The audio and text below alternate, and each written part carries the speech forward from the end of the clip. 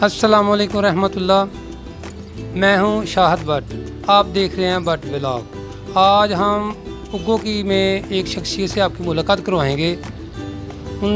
उनके बारे में मैं आपको बताता चलूं कि वो जो लोग मुश्किल में होते हैं ना, उनकी मुश्किल दूर करने पे निसार हो जाते हैं। लोगों के मजबूरी अगर हो तो उनकी मजबूरी दूर करने पे निसार हो जाते हैं। अपना वक़्त निसार कर देते हैं, अपना माल निसार करते हैं, अपनी तवानाई निसार करते हैं। वो सोशल एक्टिविटी भी हैं। उनका सोशल वर्कर आप लोगों ने देखा होगा, वो अपना तन मन धन निसार करते हैं। हमारे साथ आज हैं निसार भट्ट साहब। अस्सलाम वालेकुम रहमतुल्लाह जी। वालेकुम सलाम व रहमतुल्लाहि व बरकातहू। पहले नंबर ते जनाब तेरी बड़ी बड़ी मेहरबानी, तुहां सानू वक्त दिता है ते असीं तुहाडे कोल बड़े मशकूर हाँ। ते असीं तुहाडे बारे च जानना चाहते हैं ताकि लोगों को पता चले तुहाडी अपनी तलीम के बारे च ते फिर सियासत के बारे च या तुहाडा सोशल वर्क तुसीं अपना वक्त निसार करते हो जिहड़ा ते वो किस तरह चीज़ों को मैनेज करते हो। बिस्मिल्लाहिर्रहमानिर्रहीम। जैसा कि आपने अभी मेरे तारुफ में बताया है, तो मैं इतना सोशल एक्टिविस्ट तो नहीं हूँ। बस अल्लाह ने जितनी हिम्मत दी है, जितना थोड़ा बहुत वसाइल हैं, उनके मुताबिक थोड़ा बहुत लोगों की खिदमत करने की कोशिश करते हैं। मेरा नाम निसार अहमद है। मेरा ताल्लुक गांव लोधरे से है। मैंने बुनियादी तौर पर प्राइमरी तलीम जो है वो हमारे मुल्हिका गांव है कोटमाना, वहाँ प्राइमरी स्कूल से हासिल की।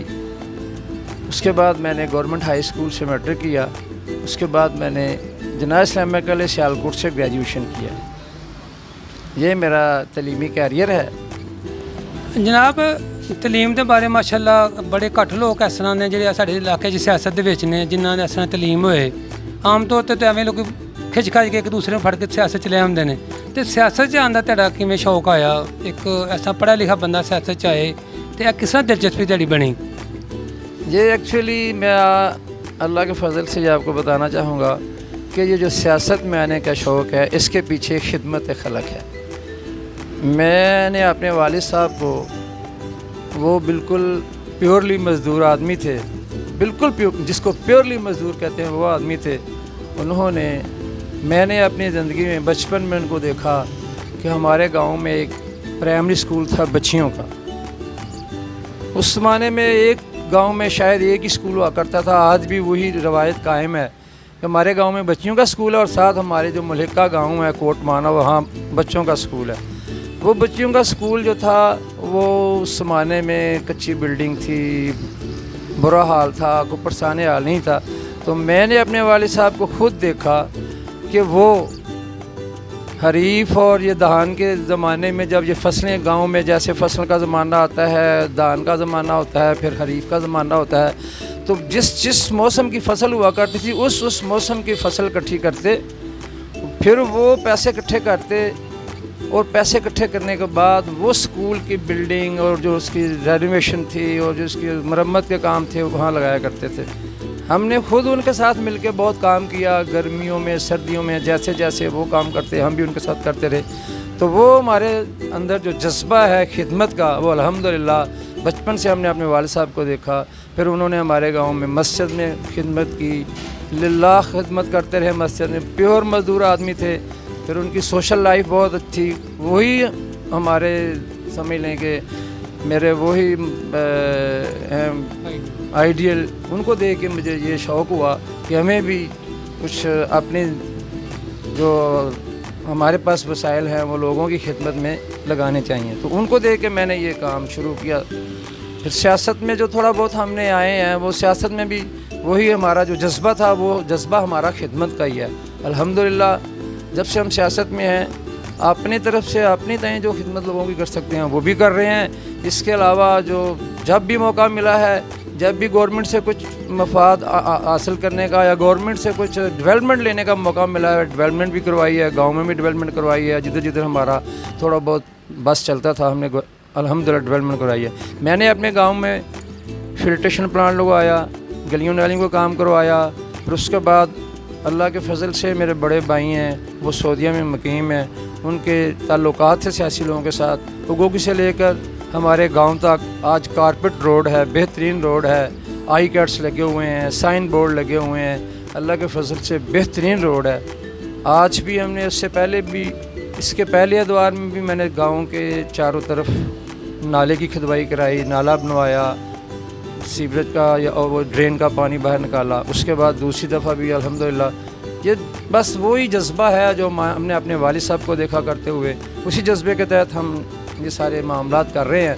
اور کوشش یہ ہے کہ خدمت خلق ہو اور ساتھ ساتھ لوگوں کے جو معاملات ہیں ان میں بھی جو ہم کر سکتے ہیں وہ کریں.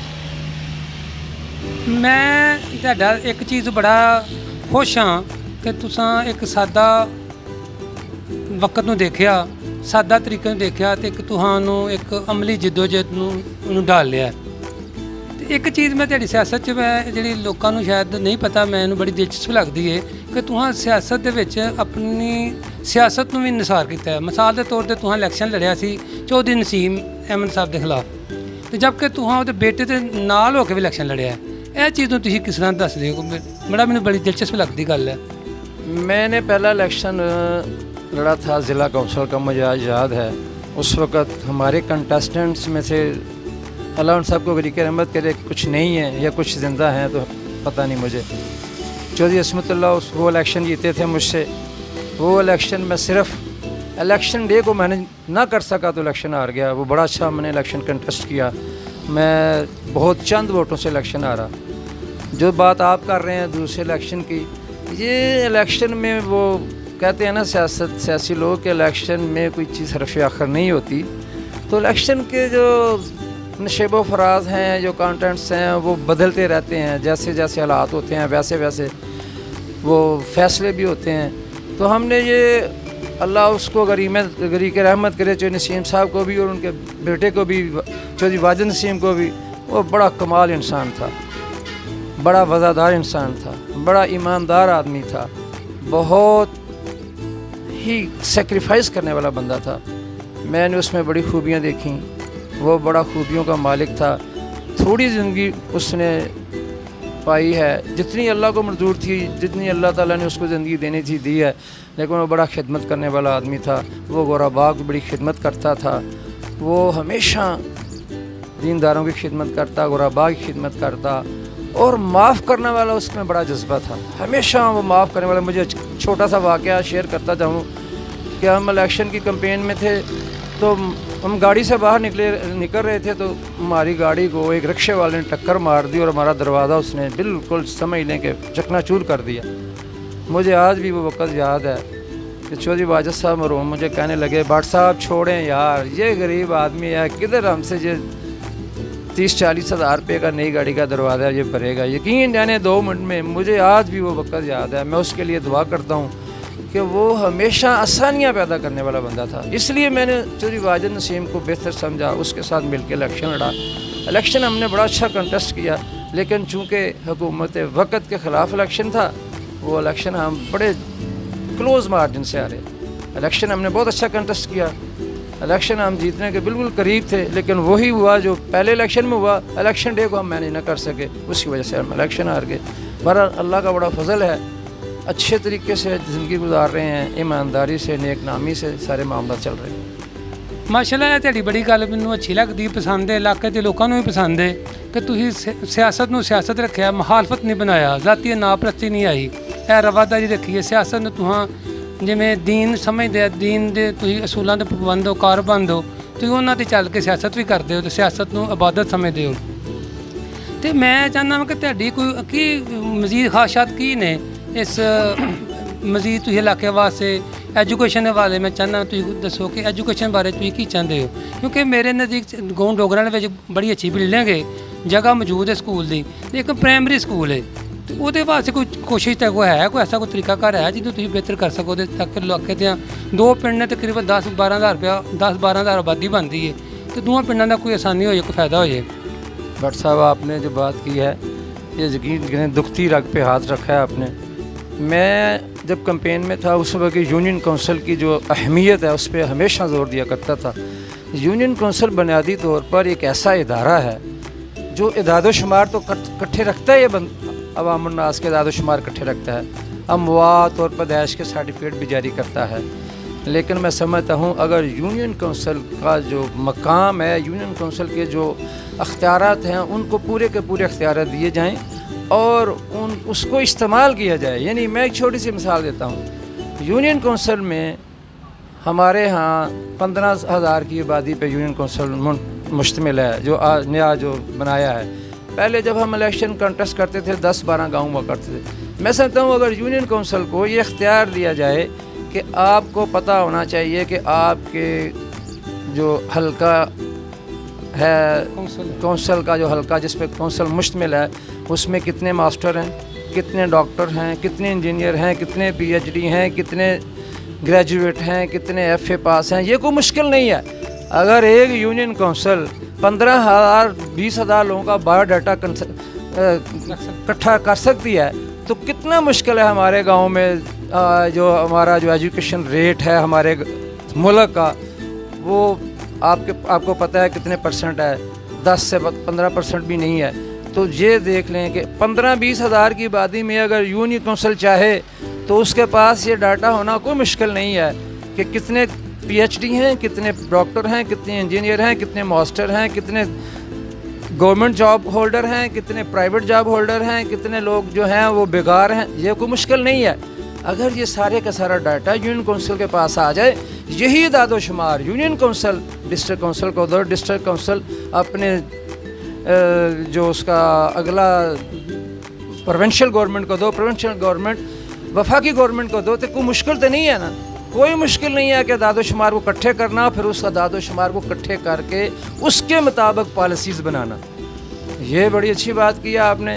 میں تو سمجھتا ہوں کہ ہر یونین کونسل میں ایک ہائی اسکول لڑکیوں کا اور ایک ہائی اسکول لڑکوں کا ہونا انتہائی ضروری ہے۔ آج ایک یونین کونسل 20 سے 22 ہزار افراد پر مشتمل ہے۔ 20 سے 22 ہزار سے مراد یہ ہے کہ وہاں ہمارے ملک میں 60% آبادی نوجوانوں کی ہے۔ تو یہ آپ حساب لگا لیں کہ 20-22 ہزار لوگوں میں سے اگر 60% لوگ نوجوان ہیں، جس میں بچیاں اور بچے شامل ہیں، تو آپ حساب لگا لیں کہ یہ تقریباً 12-13 ہزار لوگ ایک یونین کونسل میں نوجوان بنتے ہیں جو تعلیم حاصل کرنے کی اوائل میں ہے کہ اب ان کو تعلیم حاصل کرنی ہے۔ تو اگر یہ لوگ، ان لوگوں کو اپرچونٹی ملے تو میرے خیال میں ہر یونین کونسل میں ایک لڑکیوں کا اور ایک لڑکوں کا ہائی اسکول ہونا بہت لازمی ہے۔ پھر اس کے بعد ہیلتھ ہے۔ ہمارے ہاں تو ایک یونین کونسل میں ایک رورل ہیلتھ سینٹر نہیں ہے۔ اس کو بھی چاہیے کہ ایک یونین کونسل میں کم از کم ایک ہیلتھ سینٹر ہونا چاہیے جہاں ایک کوالیفائڈ ڈاکٹر ہو، ایک کوالیفائڈ فیمیل ڈاکٹر ہو، اس کے ساتھ دوسرا پیرامیڈیکل سٹاف ہو، عملہ ہو، تاکہ لوگوں کو یہ سہولتیں بہم پہنچائی جا سکیں۔ مشکل نہیں ہے، صرف ارباب اختیار کو چاہیے کہ اس کی طرف تھوڑی سی توجہ دیں۔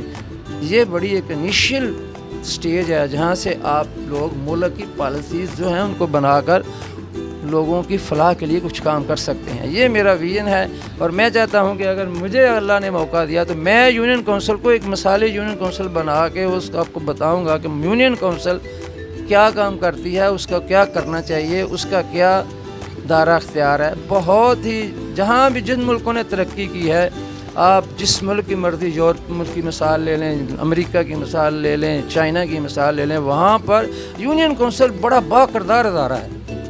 وہ انیشیلی وہی سارے اعداد و شمار اکٹھے کر کے آگے اپنی صوبائی اور وفاقی گورنمنٹ کو دیتی ہے۔ اگر یہی ملک ہمارے ملک میں رائج ہو جائے، یہی ہمارے ملک یونین کونسل کو جو انہوں نے انتہائی 3rd کلاس ادارہ بنایا ہوا ہے، انتہائی میں کہتا ہوں کرپٹ ادارہ بنایا ہوا ہے، اس کو اگر کام کرنے کا موقع دیا جائے تو یہی یونین کونسل آپ کو آپ کے ملک کی پالیسیز بنانے کے میں مددگار ثابت ہو سکتی ہے۔ ماشاءاللہ جی، تہاڈا ویژن ماشاءاللہ اچھا ہے۔ تسی سمجھتے ہو کہ واقعی اختیارات نچلی سطح تے آن دے تاں ہی کامیابی ملک دی ہوئے دی۔ تے اس تو علاوہ جہاں تہاں کو کام کیتا ہوا ہے، جہاں تیرا دل مطمئن ہے یا مزید وہ بہتری چاہتے ہو یا لوگوں کی توجہ دلانا چاہتے ہو، وہ بارے کچھ دسو سانوں۔